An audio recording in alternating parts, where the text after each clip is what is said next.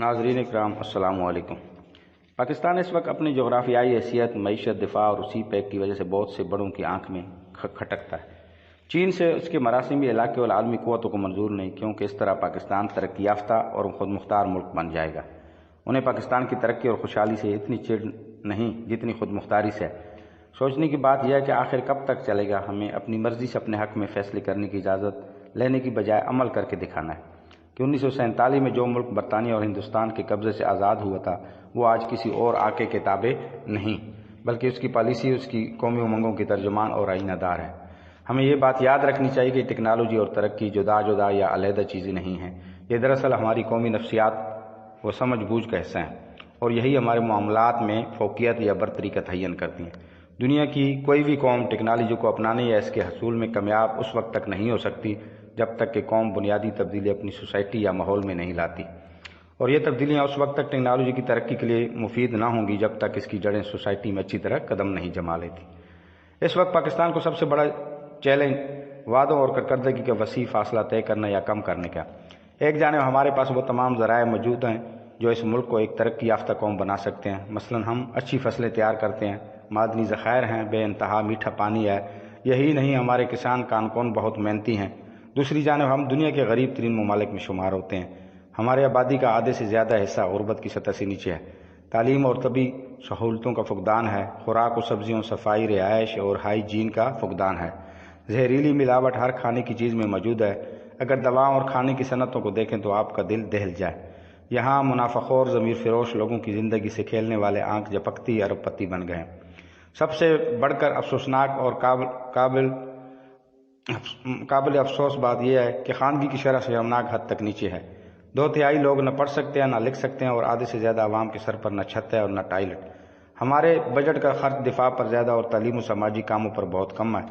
ہماری پوری کوشش یہ ہونی چاہیے کہ ہم چند نہایت اعلیٰ انسٹیٹیوٹ قائم کریں تاکہ وہ صنعتوں کی ضروریات کے مطابق ریسرچ کر کے ان کی مدد کریں اور ہماری ایکسپورٹ بڑھ سکے۔ دراصل ہمیں ہزاروں انجینئرز اور سائنسٹسٹ سالانہ تیار کرنے چاہیے تاکہ ہم ملیشیا، ترکی کی طرح جلد از جلد ترقی یافتہ ممالک میں شامل ہو جائیں۔ خیانت، بددیانتی، بدعنوانی، ضمیر فروشی، دھاندلی، بے ایمانی، فریب دہی، ان سب کے لیے آج ہم انگریزی لفظ کرپشن استعمال کرتے ہیں، جو فی الحقیقت ہمارے ملک کا سب سے بڑا مسئلہ ہے۔ کھانے پینے کی اشیاء سے لے کر حکومتی اداروں تک کرپشن کا ناسور پایا جاتا ہے، جس کی وجہ سے قومی وسائل کا بہت بڑا حصہ آج بھی بااثر افراد اور گروہوں کی نظر ہو رہا ہے۔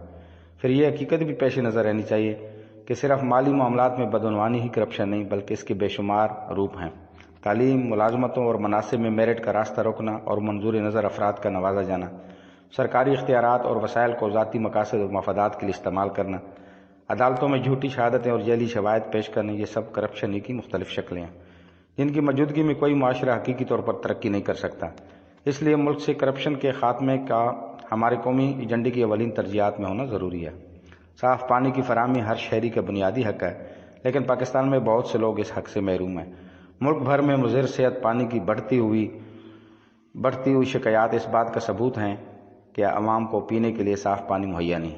دنیا بھر میں بڑھتی ہوئی آبادی کی ضروریات کے لیے جہاں پانی کا ایک ایک قطرہ احتیاط و کفایت سے خرچ کرنے پر زور دیا جا رہا ہے، وہاں بارش اور سیلاب کے پانی کو حفظان صحت کے تقاضوں کے مطابق ذخیرہ کرنے کی تدابیر بھی کی جا رہی ہیں، مگر ہمارے ہاں دریاؤں، جھیلوں، یہاں تک کہ ساحل سمندر کو بھی صنعتوں کے ضائع کردہ مضر صحت مادوں کا مسکن بنا دیا گیا ہے اور آبی مخلوقات کو مرنے یا نقل مکانی پر مجبور کر دیا ہے۔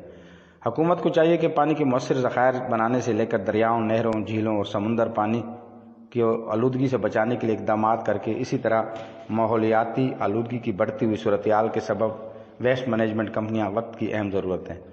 بین الاقوامی معیار اور اقدار کے پیش نظر اس شعبے پر بھی خاص توجہ دی جائے۔ شہروں کی صفائی ستھرائی اور کوڑے کو ٹھکانے لگایا جائے۔ شہروں میں گلی محلوں میں کوڑے دانوں کو نصب کروایا جائے تاکہ لوگ کوڑا کرکٹ خالی پلاٹوں یا راستوں میں نہ پھینکیں بلکہ نصب ویسٹ ڈرم میں ڈالتے جائیں۔ عوام کی بھلائی کے لیے کچرا پھیلانے والوں کے خلاف جرمانے اور دن رات شہروں کو صاف ستھرا رکھنے کی جستجو میں